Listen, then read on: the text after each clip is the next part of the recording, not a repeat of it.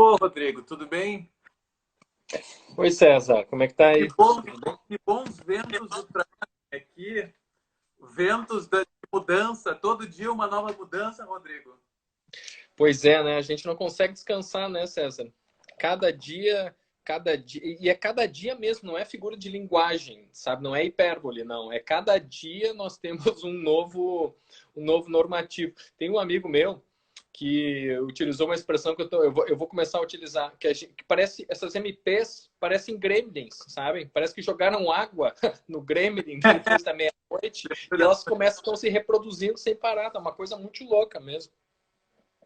O advogado, o juiz, o professor de direito do trabalho nunca trabalhou tanto na vida, acordou, é uma nova medida provisória, ou é uma medida provisória que caduca, e aí o governo quer dar uma É, volta, apresentá-la novamente. Como é que é isso, Rodrigo? exatamente. Como se não bastasse, veja só, César, como se não, já não bastasse a gente ter tido, em 2017, a maior alteração do direito do trabalho, da legislação trabalhista nos últimos 70 anos. Desde a CLT, nós não tínhamos uma alteração tão grande que foi a reforma trabalhista. Só isso já seria suficiente para a gente estar fazendo lives, para estar comentando essas dezenas, essa centena, aliás, de novos dispositivos que veio com a reforma. Seriam Logo depois 10 anos de sedimentação doutrinária, de discussão de livros, de teses, de jurisprudência, mas a gente não consegue nem esquentar uma determinada norma, já estão surgindo outras, né? Exato. Daí surgiu a pandemia, que pegou todo mundo de surpresa aí, e aí foi mais água no Gremlin, né? Porque aí são mais medidas provisórias. A gente teve diversas até agora, né? Começou com 927 e foi até 947, eu acho que agora, não sei se. Já perdi a conta, tá? Mas Eu só sei das que foi trabalhistas para foi uma meia dúzia. 905 para revogar 905, não foi? Então aí, a gente já tem uma meia dúzia. E como se não bastasse, como se a gente tivesse entediado, não tivesse muito o que comentar sobre medida provisória, sobre novas leis, e agora aparece essa situação aí de uma medida provisória que era anterior, né? Que a gente achava, a gente imaginava, não, agora com essas novas medidas provisórias aqui da pandemia, o direito trabalhista de emergência, aquelas medidas provisórias estavam meio esquecidas lá no Congresso Nacional, essas aqui vão ser mais tranquilas. Mas não. Hoje, agora à tarde, nós tivemos fortes emoções. Aliás, desde o meio da manhã, a gente está tendo aí fortes emoções com a Aliás, medida provisória desde, 905. Rodrigo, desde sexta que eles tiraram de pauta, me parece que o Senado talvez tenha achado inadequado que a Câmara tenha levado tanto tempo no amadurecimento das discussões do projeto de conversão e tiraram de pauta porque não daria para realmente discutir quantas emendas havia ao texto, centenas de emendas, e até que Entendo, sim. simplesmente colocar o carimbo do Senado em 1 ou 2 dias de votação, né? Mas só para a gente explicar, para quem está chegando agora, tá? Nós estamos falando sobre a medida provisória 905 de 2019. É aquela famosa medida provisória que ficou conhecida pelo contrato verde-amarelo, que o nome não diz nada, mas é uma medida provisória que tem diversas disposições, e eu acho que a mais importante delas, ou pelo menos a mais, não vou dizer a mais controvertida, porque ela tem muita controvérsia, mas a mais comentada foi do tal do contrato verde-amarelo, que é uma contratação precária, provisória, até prazo determinado, prevista na medida provisória, que tem a pretensão, a vontade, está explicitado para redução de desemprego, e estabelece uma contratação especial com redução de direitos para trabalhadores mais jovens. Começou assim a tal da medida provisória 905, apresentada pelo Congresso, pelo Executivo. Como toda medida provisória, tem prazo de 120 dias. Dentro dos 120 dias, ela tem que se apresentar, tem que ser avaliada por uma Perante comissão as duas mista do casas. Congresso Nacional, uma comissão mista, senadores e deputados, fazem o relatório é aprovado na comissão, vai para o plenário da Câmara dos Deputados, aprovado no plenário da Câmara, lá pode ter modificações de plenário, aprovado lá, vai para o plenário do Senado. Então, você estava falando, César, que ela já tinha sido aprovada no plenário da Câmara dos Deputados. E Ou foi uma seja, aprovação faltava, demorada. ou seja, faltava todo o trâmite pelo Senado, que a rigor poderia demorar um tempo similar. eles precisariam de um tempo para apreciar todas as emendas, analisar a constitucionalidade, analisar os requisitos formais da medida provisória, né? Que são a urgência e a relevância da medida. E me parece que veio da Câmara com uma série de jabutizinhos, né? Que a gente brinca, chama de jabuti, aquele dispositivo que não tem relação nenhuma com a medida provisória original, são questões estranhas ao texto, que são colocadas ali, e me parece que nesse caso havia um especialmente que chamou a atenção, que excluía o processo de acordo extrajudicial da Justiça do Trabalho e levava isto para os cartórios. Alguma coisa extremamente controvertida e um verdadeiro barril de pólvora, porque poderia colocar o trabalhador numa situação, né, Rodrigo, de ser obrigado para receber, por exemplo, verbas rescisórias, ele tem que ir lá no cartório e assinar que abre mão de toda e qualquer discussão de outras parcelas, sei lá quais. Horas extras, insalubridade, quer receber suas verbas rescisórias, vamos fazer um acordo aqui de uma forma mais rápida e fácil no cartório. Então, me parece que a Ana Matra expôs um pouco essas situações e outras associações e outras entidades, e os senadores viram também que havia estes jabutis, este e outros, né, Rodrigo, que precisariam necessária discussão, necessário cuidado. Não é? A mídia fala apenas do contrato verde-amarelo, que é um contrato um pouco com menos direitos e seria, em tese, uma forma de gente jovem entrar no mercado de trabalho custando menos, o estímulo seria custar menos ao empregador. No projeto de lei de conversão, havia também sido incluída a hipótese dos trabalhadores que já estão acima de 55 anos, que já estão há 1 ano procurando emprego sem êxito, trabalhadores que também têm uma certa dificuldade de reingressar no mercado, mas este é o que é discutido na mídia. No entanto, havia uma série de outros dispositivos, como esse que eu dei o exemplo, muito preocupantes. E o Senado não quis tratar isso em 2 dias, né? Pois é, na verdade, César, você fez um resumo excelente, César. Mas essa medida provisória ela é muito grande. Ela realmente é uma mini. Aliás, dizem que é uma mini reforma trabalhista. Não, não é uma mini. É uma reforma trabalhista integral. É uma nova reforma. Não são só dispositivos. É que a mídia escolhe quais são os temas que. Não estou criticando a mídia, mas são fatos jornalísticos que chamam mais atenção. O que chamou mais atenção foi esse contrato verde-amarelo. Mas tem vários dispositivos que são bastante controvertidos. Redução de atuação da fiscalização do trabalho, redirecionamento de verbas do Ministério Público, de condenações obtidas pelo Ministério Público do Trabalho, que não podem ser administradas pelo MPT, novas regras sobre repouso semanal remunerado, sobre horas extras, sobre trabalho em domingo, sobre diversas disposições sobre fiscalização do trabalho. Então, são questões muito controvertidas mesmo.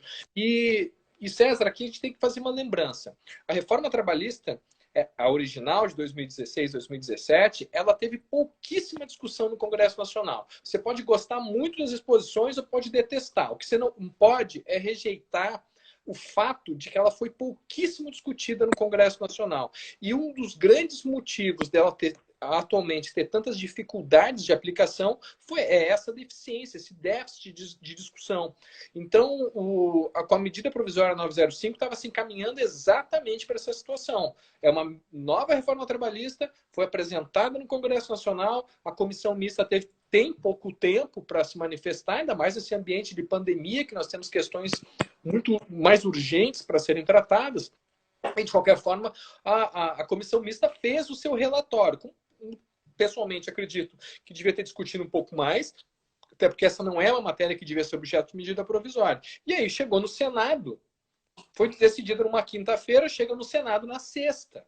E aí o Senado tem só sexta e sábado, sexta e segunda-feira, para discutir à distância, porque não está reunido presencialmente, discutir toda uma nova reforma trabalhista. Olha, aí realmente é muito... Uma medida gigantesca, com uma série ao contrário do que é veiculado, que foca-se, como isso e só no contrato verde e amarelo, mas com dezenas e dezenas de dispositivos, uma série de destaques que foram feitos, né, que tem que ser analisados.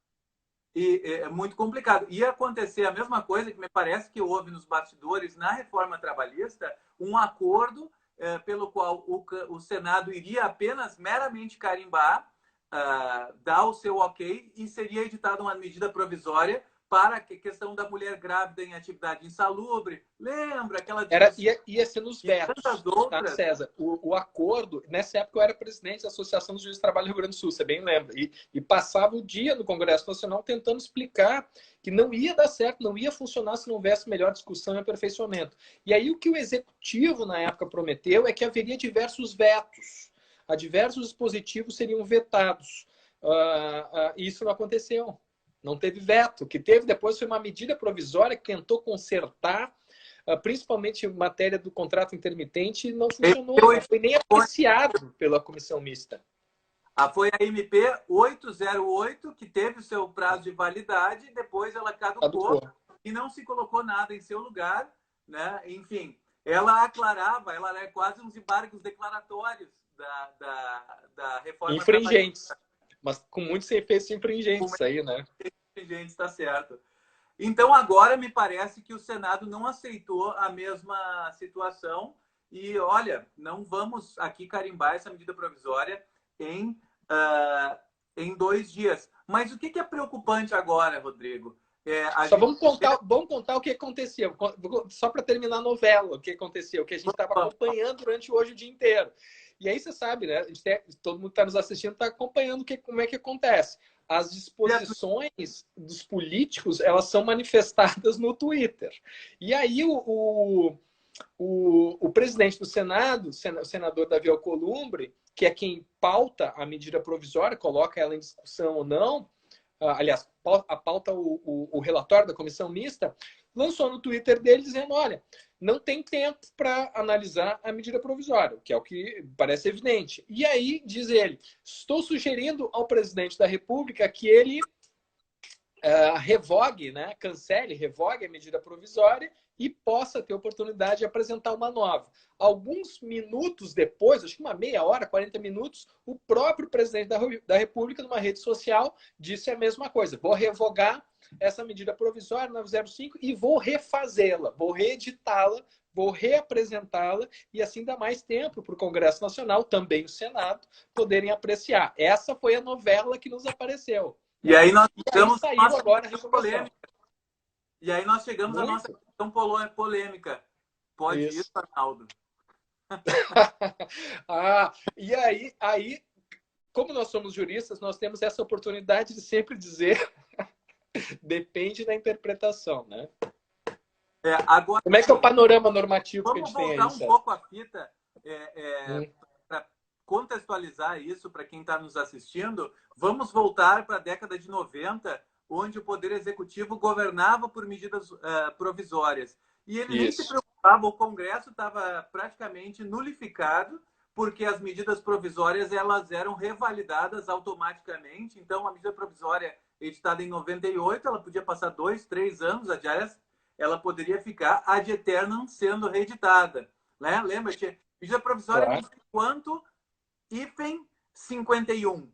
Aí a gente teve medida provisória 70 vezes reeditada. Sim, exato. Na época eu trabalhava no Poder Executivo e na parte de logística da administração da Receita Federal. E eu tinha que acompanhar e a gente não sabia se a gente ia cumprir a versão 71 ou se ia cumprir a versão 58 da medida provisória, porque às vezes eles reeditavam, inclusive modificando pedaços do texto. Enfim, aquilo era infernal. Veio deixa eu ver qual é a emenda constitucional, acho que foi a 32 de 2001. 32 de 2001, César. E ela trouxe um efeito de desmoralização do Pacto Federativo da separação dos poderes. Ora, quem legisla é o Legislativo. Excepcionalmente, são medidas provisórias, são para um ato emergencial, o Poder Executivo coloca essa medida provisória e ela vai ter um efeito precário. Se passar do tempo, ela caduca. E não pode Parece tão óbvio isso, né? Não pode mais ser reeditada naquele ano. né, naquela sessão legislativa, quer dizer, naquele ano legislativo. Ora, agora, então, tudo que eu tinha aprendido de direito constitucional, diante dos twitters de hoje, eu já não sei mais nada.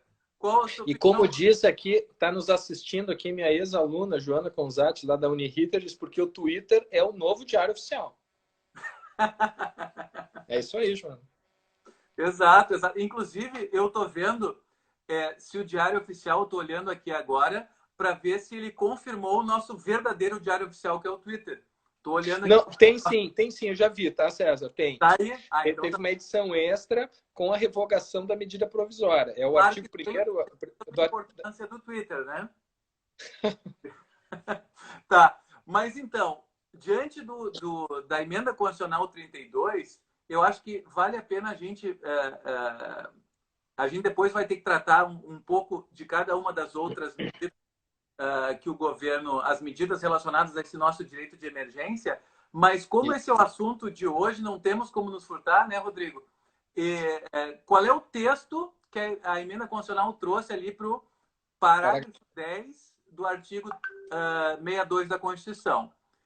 É vedada a reedição na mesma sessão legislativa de medida provisória que tenha sido rejeitada ou que tenha perdido sua eficácia no decurso do prazo. Ou seja, o que eles queriam? Qual é a análise teleológica aqui?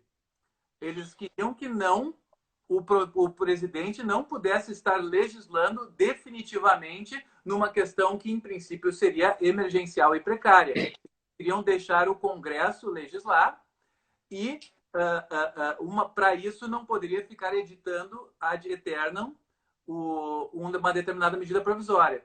E agora, comparando isso, o que você acha da situação atual, das declarações do presidente? Pois é, César. Foi importante você fazer essa rememoração histórica. O grande objetivo da medida provisória número 32 foi acabar com o que chamavam, na época, a expressão não é minha, a farra das medidas provisórias. Ou seja, o Congresso Nacional não legislava propriamente, não fazia a legislação e não conseguia formar a maioria para rejeitar a medida provisória. Então, as medidas provisórias eram continuamente repetidas. A situação que nós temos aqui com a medida provisória 905 é o seguinte: ela foi produzida... Bom, só para rememorar. Então, o parágrafo 10 do artigo 62 da Constituição, ele determina que é vedada a reedição numa mesma sessão legislativa de medida provisória que tenha sido rejeitada ou que tenha perdido sua eficácia dentro do decurso do prazo. A medida provisória 905, ela não é desse ano legislativo, ela não é de 2020. Ela é do ano legislativo anterior, ela é de 2019. Então, em tese, ela poderia ser reeditada, se nós analisarmos formalmente aqui, em tese. Mas veja só que interessante. O primeiro problema que nós temos aqui, o parágrafo 10, ele não trata da circunstância própria da perda de vigência da medida provisória 905. Porque o parágrafo 10 diz que a medida provisória tenha sido rejeitada ou não foi rejeitada. Ao contrário, o Congresso Nacional aprovou ela e o Senado não teve oportunidade nem de aprovar nem de rejeitar. Então, não é exatamente essa a primeira situação. A outra é que tenha perdido sua eficácia por decurso do prazo. Decurso do prazo é caducidade. Ela caducou porque não foi apreciada dentro dos 120 dias da vigência da medida provisória. E também não foi o que aconteceu. Por quê? Porque o Executivo, ao ver que a medida provisória ia caducar, porque o Senado não ia conseguir apreciá-la em um dia, aliás, em meio-dia, metade da sexta-feira, o Poder Executivo não deixou ela caducar. O que ele fez? Ele revogou por o Diário Oficial que o César leu.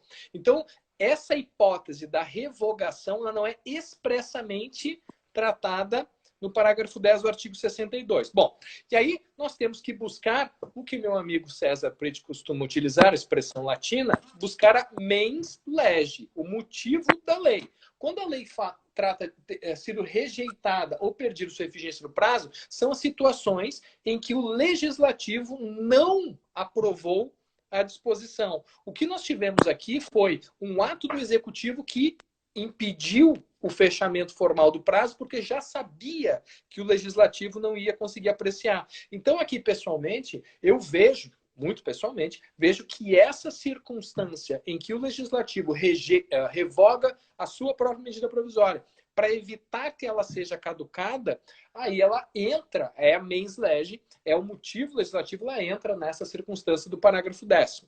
Te parece isso também, César?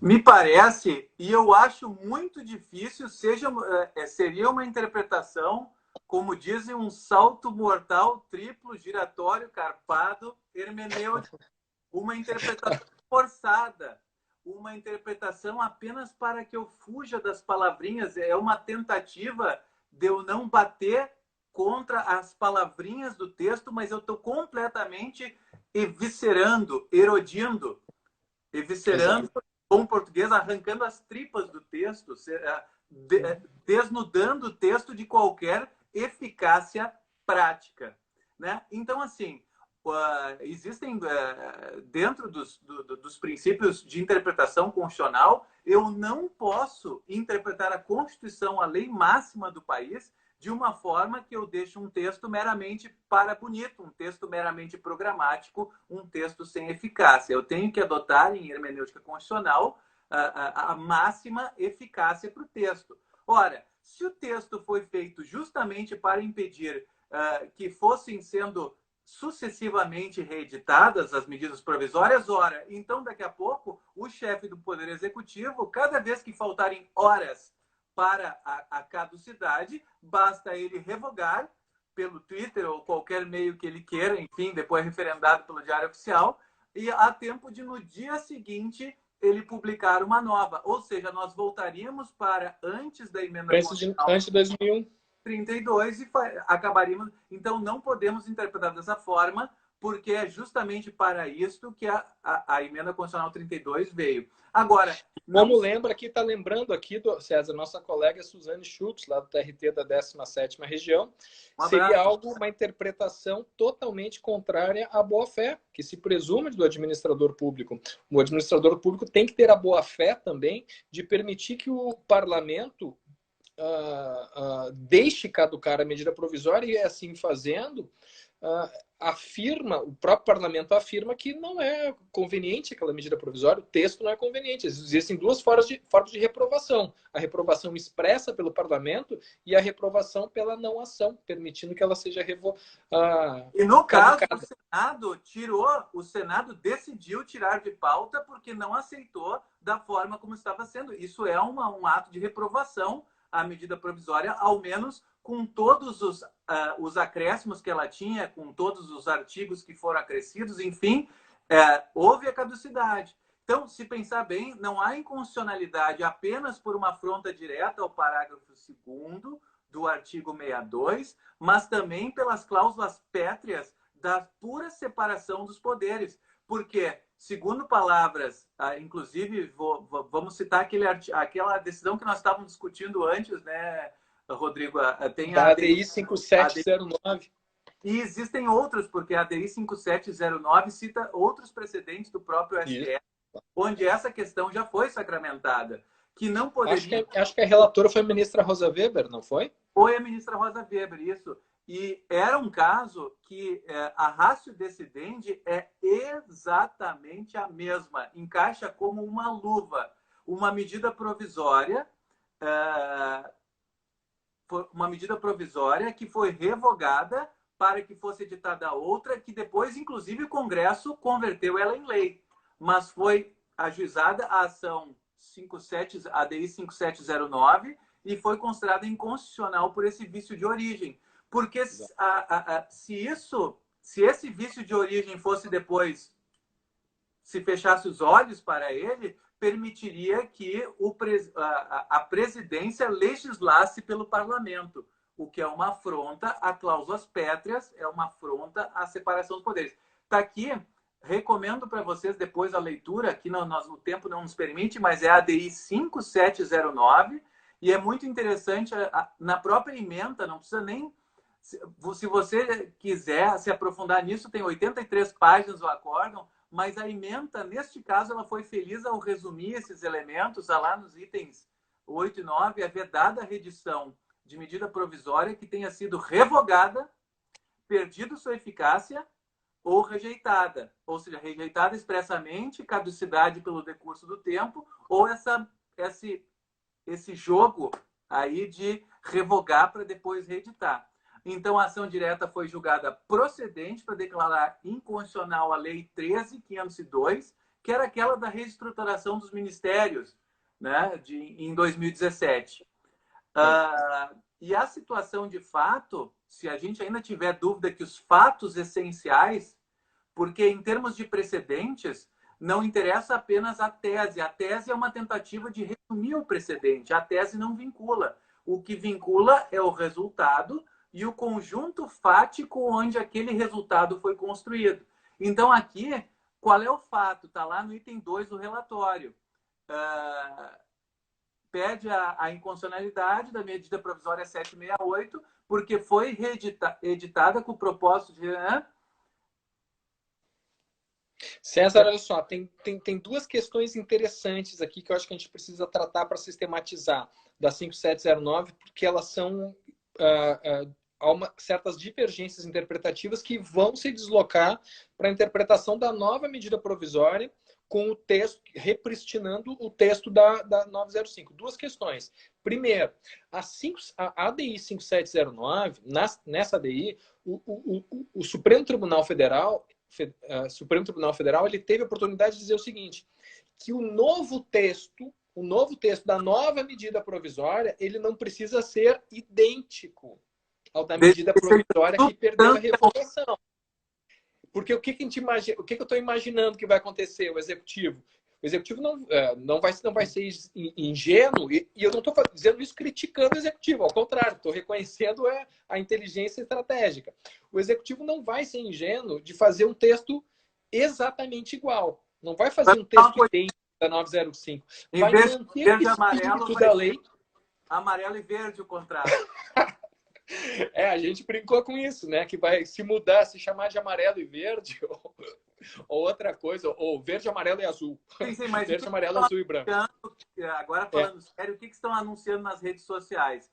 Que não vai ter todos aqueles jabutis, aqueles outros assuntos, que vai ser focado só no contrato verde e amarelo e só para o período da pandemia emergencial. Ou seja, na realidade, em termos de lógica matemática, este conjunto aqui está contido no conjunto maior.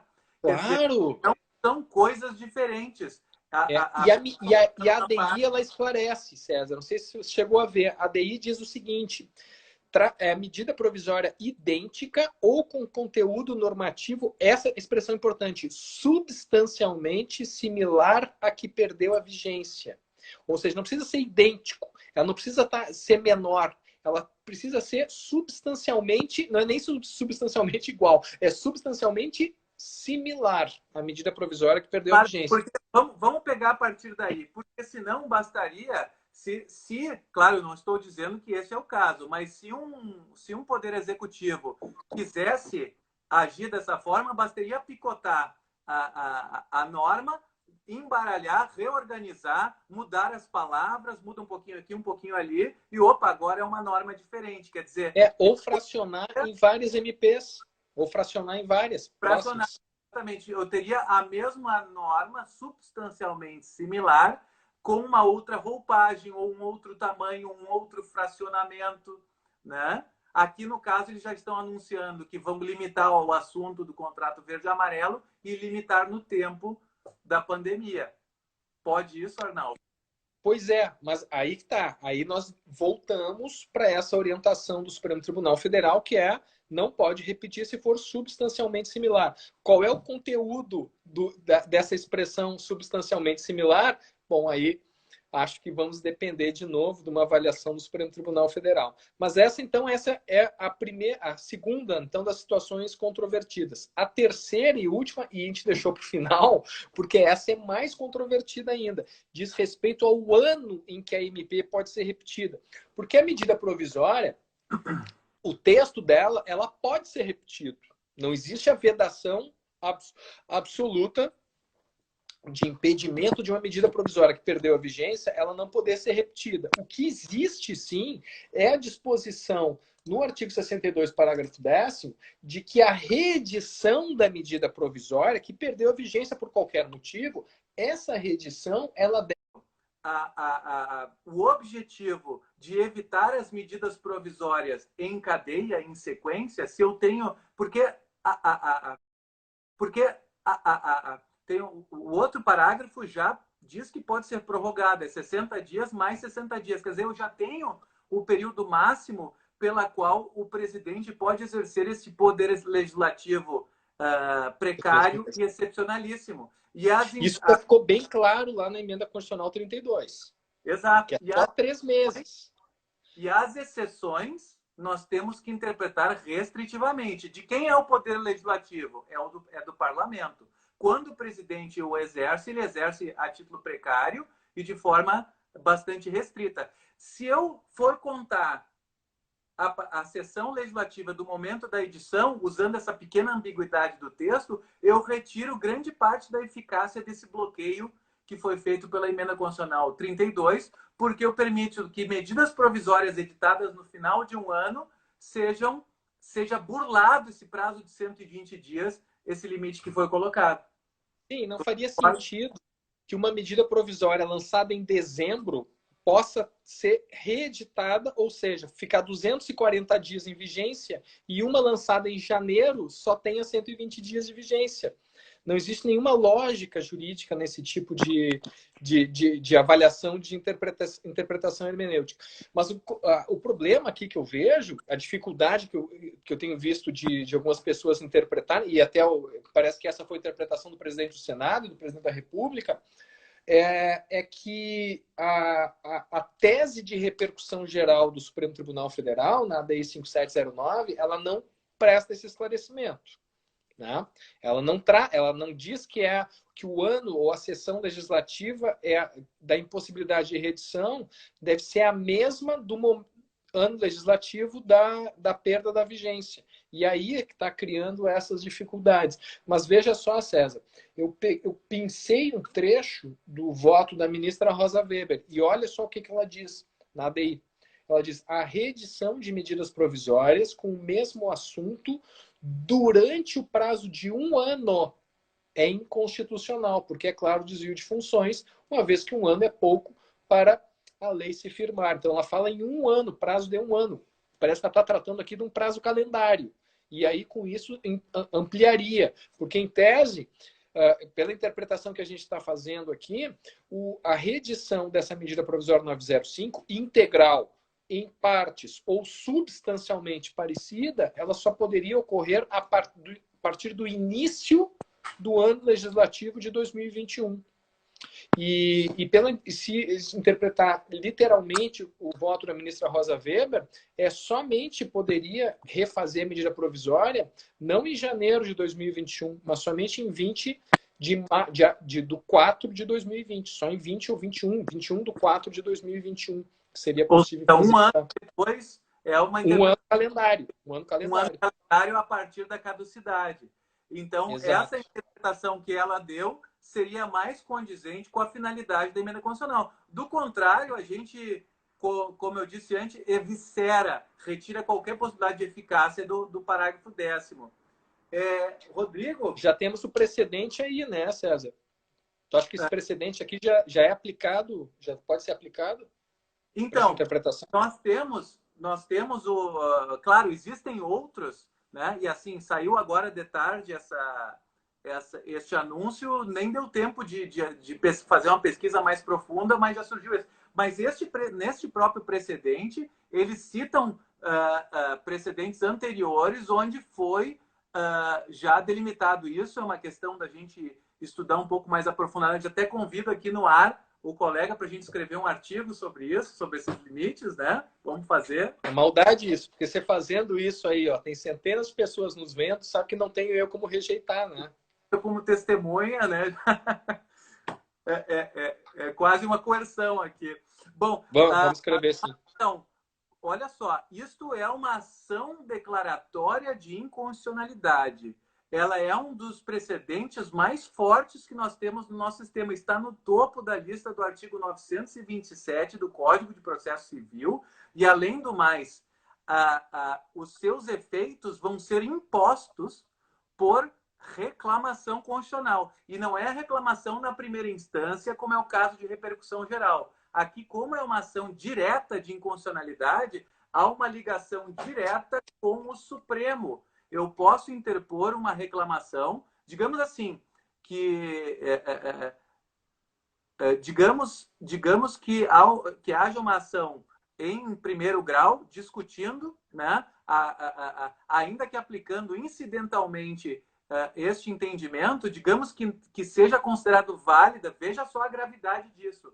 Se um juiz de primeiro grau considerar válida a nova medida provisória, pelo artigo 988 do CPC, o advogado que viu que ele está desrespeitando o precedente vinculante da lei da ADI 5709, ele pode entrar com a reclamação direta no Supremo, porque é uma das hipóteses dessa ligação direta. Então, assim, lembrando que uma coisa é a coisa julgada erga omnes, que são os efeitos específicos para a lei que foi considerada inconstitucional, e outra coisa são os efeitos precedenciais, ou seja, o princípio que ele subjaz aquela decisão. Qual é o princípio aqui?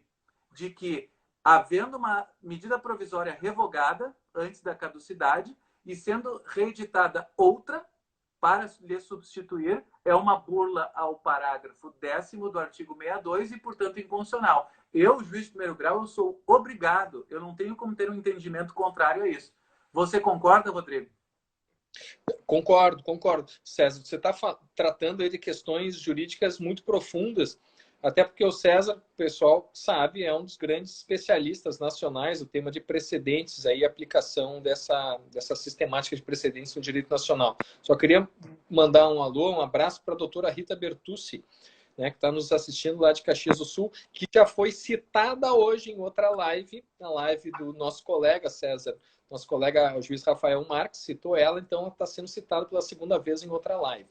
Mas você está falando de que essas questões jurídicas muito profundas, César, e eu estou pensando aqui nas implicações jurídico-políticas, tá? O que vai acontecer nas próximas semanas? O que eu estou imaginando que vai acontecer? O Executivo vai lançar uma nova medida provisória, com um texto substancialmente parecido, para utilizar a mesma expressão da ADI 579, com um texto substancialmente similar àquela que perdeu a vigência, 905. O parlamento, quando o parlamento recebe uma medida provisória que é flagrantemente indevida, tem um conteúdo flagrantemente indevido, Rafael Marques está nos assistindo aqui também. Rafael, manda uma pergunta bem para a gente aqui também, tá? Foi citar resposta. Isso, tá aí, Rita deve ter chamado ele. Então, quando a medida provisória é recebida no parlamento, o parlamento tem que formar a comissão mista. Mas o presidente da Câmara, ele pode rejeitar a medida provisória, mandar embora, por decreto, se não me engano, decreto legislativo, caso ela seja substancialmente indevida no seu conteúdo. Isso, não vejo condições disso acontecer. Por quê? Porque o próprio ministro, só o próprio senador Alcolumbre já sinalizou de que é possível ele medida provisória. Né? Exato, claro. O presidente do Senado não manda em todo o Senado, e muito menos na Câmara. Mas tem é mais do que um conselho. Ele alcance um persuasivo bem, até porque... É mais do que um conselho. Ele já deu uma letra aí de que é isso que vai acontecer. Não, pode apresentar a medida provisória, nós vamos processar. Não sei se vai ser convertida em lei, mas vai ser processada no Congresso Nacional. Então, na prática, ela vai alcançar vigência durante alguns meses até que ela seja convertida em lei, haja um projeto de conversão, ou seja rejeitada. Ou aí que entra. Ou nós teremos uma lei, parece muito claro que a gente vai ter uma ação direta de inconstitucionalidade, não sei quem é que vai promover, se um partido político, se a OAB, se alguma associação, mas provavelmente vai ter uma ação direta de inconstitucionalidade com pedido de liminar. E aí nós vamos ficar bem atentos para esse conteúdo, para qual vai ser a decisão dessa liminar. Porque aí eu vejo, César, que essa é bem uma questão a ser decidida por liminar. Porque pode ser reconhecida como flagrantemente inconstitucional pela forma, pela não aplicação do artigo 62, parágrafo 10º, e pelo precedente, pela tese firmada na DI 5709. Estou fazendo o oráculo aqui, tá? Acho que é isso que vai acontecer. Não, a gente, eu não sei se tu trocou as pilhas da tua bola de cristal. A minha bola de cristal eu errei na sexta-feira, eu previ 10-0 o placar e foi 1-2-7. Errei redondamente. Eu achava que lá na medida provisória, que a gente tratou em lives anteriores, a medida provisória 936, com a liminar versão light dos embargos declaratórios do ministro Lewandowski, eu achei que o plenário iria manter, mas 7 votos ignoraram a versão light e atacaram de uma forma bastante dura a versão original da liminar, que entendia que a questão de suspensão de contratos e redução de jornada e salário poderia sim ser feita por acordo individual. Mas não vamos abrir este parênteses, porque nós não Mas deixa eu te passar então uma pergunta aqui, César. Então, aqui, só para fazer um gancho aqui, ó. A Juliane Durão está fazendo uma pergunta muito interessante, perguntando o seguinte, ó: poderia o Supremo Tribunal Federal entender de forma diversa esse nosso entendimento que estamos aplicando aqui a Constituição compreendida pelo precedente? Entender de forma diversa em razão da pandemia, porque veja só, o Supremo, nesse julgamento que você está falando, julgamento da DI 6363, ele já estabeleceu uma hermenêutica diferenciada em razão da pandemia. Será que esse entendimento também não pode ser aplicado? Essa ratio, essa nova ratio, ela poderia ser aplicada também para essa situação da repetição da MP, do texto da MP?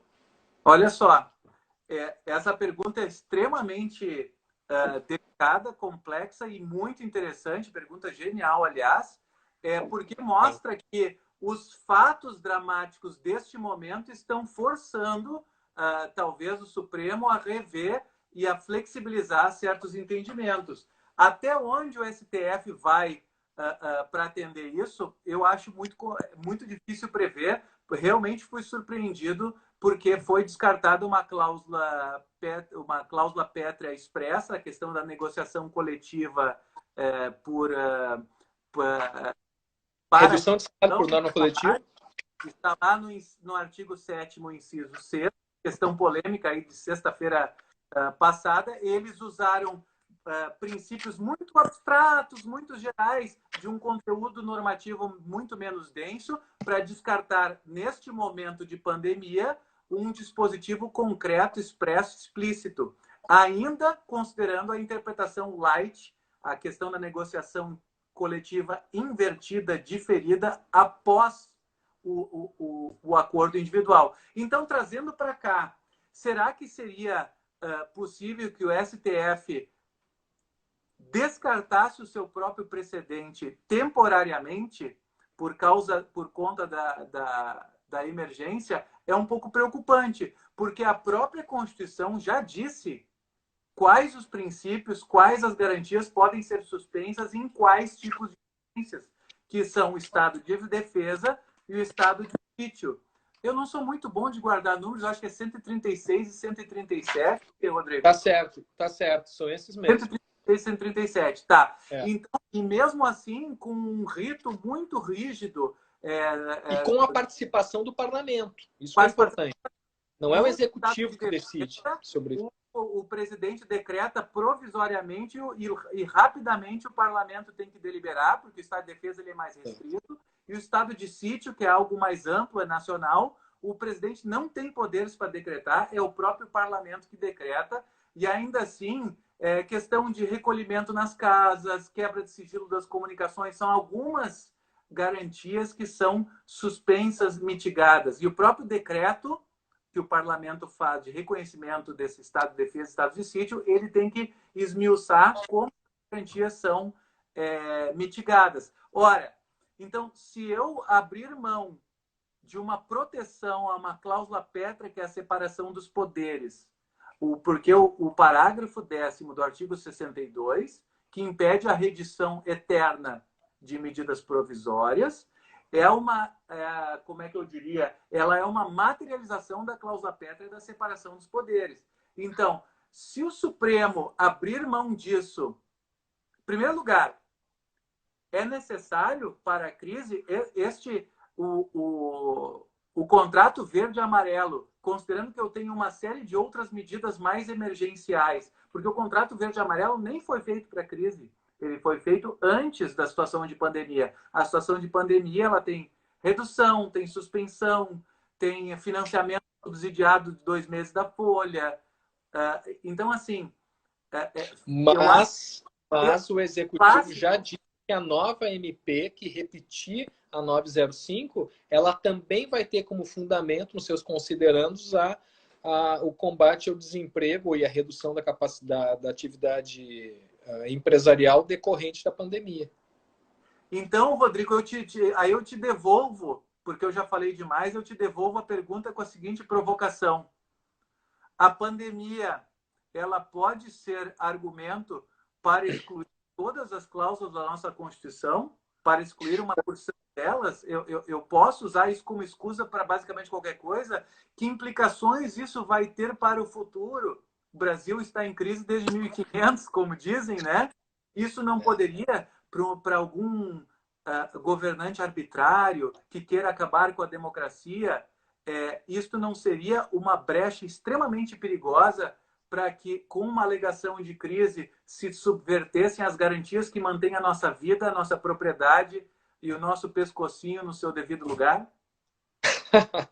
Pois então, César, o julgamento que nós tivemos na sexta-feira passada da ADI 6363, ela pode ser avaliada de diversas formas. Nós tivemos 10 votos do Supremo Tribunal Federal e 10 votos com quase 10 fundamentos diferenciados. Então, isso mostra como é uma questão jurídica complexa. O que então, nós podemos avaliar e escolher como voto mais adequado, como fundamentos jurídicos mais adequados, qualquer um daqueles 10, porque foram 10 votos, a maior parte deles, pelo menos, foram muito bem fundamentados. O que a gente não tem direito de rejeitar é a afirmação de que esse julgamento da 6363, pelo Supremo Tribunal Federal, ele reduziu a zero um direito fundamental. O artigo 7º, inciso 6º da Constituição estabelece como direito fundamental de todos os trabalhadores, direito fundamental, não apenas a redução de salário. Ele estabelece que qualquer redução de salário deve passar pela negociação coletiva. E o Supremo Tribunal Federal, para o bem ou para o mal, disse: essa disposição não se aplica no ambiente de pandemia. Ou seja, o direito fundamental de garantia de passagem da redução de salário pelos sindicatos, ele foi zerado. Ele não tem aplicação durante a pandemia. Esse é um precedente perigosíssimo. Reduzir direito fundamental, sem fazer sopesamento, né? Porque em alguns votos, a gente acompanhou, se disse, olha, vamos fazer um sopesamento de princípios e valores. Nós temos aqui o direito ao trabalho, o direito à garantia ao trabalho, a preservação dos empregos, preservação da atividade econômica, ele não pode ser destruído pela garantia de passagem pelo sindicato. Isso me parece que todos fizeram esse sopesamento, só que mas não foram feitos o sopesamento. Fizeram... Essa é a minha revolta. Fazer sopesamento não é dizer que existe o outro valor. É fazer com que eles dialoguem. É fazer com que eles conversem. É dizer o seguinte, olha, vamos diminuir esse aqui para elevar esse outro, mas não vamos zerar nenhum deles. E isso eu, sinceramente, não consegui encontrar nos votos vencedores do Supremo Tribunal Federal. Então, a minha dúvida é se o Supremo vai seguir com essa mesma razão.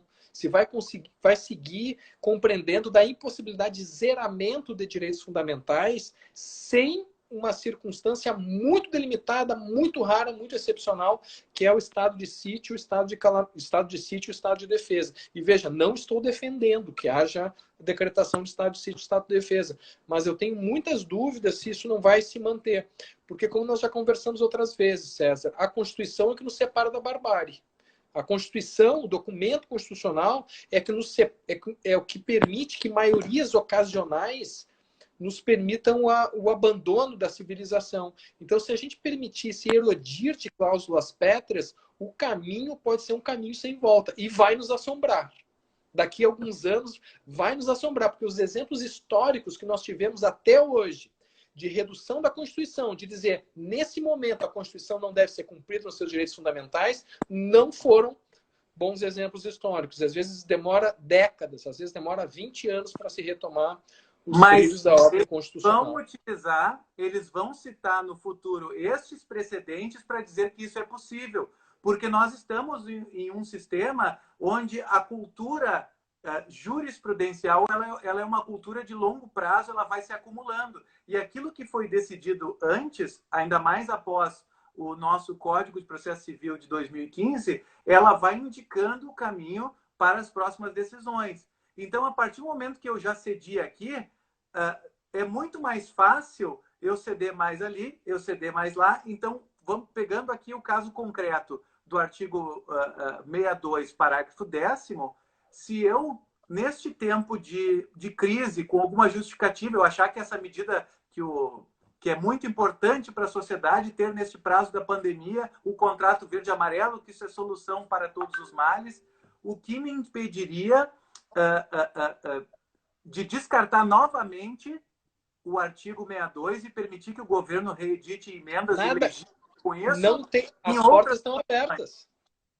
Crises verdadeiras ou crises aumentadas, exageradas, que não sejam, na realidade, tão graves. Enfim, vai ficar na dialética e naquele conflito de informação. A nossa garantia mais segura, a nossa muralha que nos separa do caos e da barbárie, são as cláusulas pétreas constitucionais, né? E assim, Rodrigo, nós temos agora 5 minutos antes de... acho que tem 2 minutos aqui, 3 só, César. Acho que só vai dar tempo da gente se despedir. E dizer que vai ficar gravada a live, né? Vai ficar gravada a live. A gente agradece ao Verbo Jurídico pelo convite, né?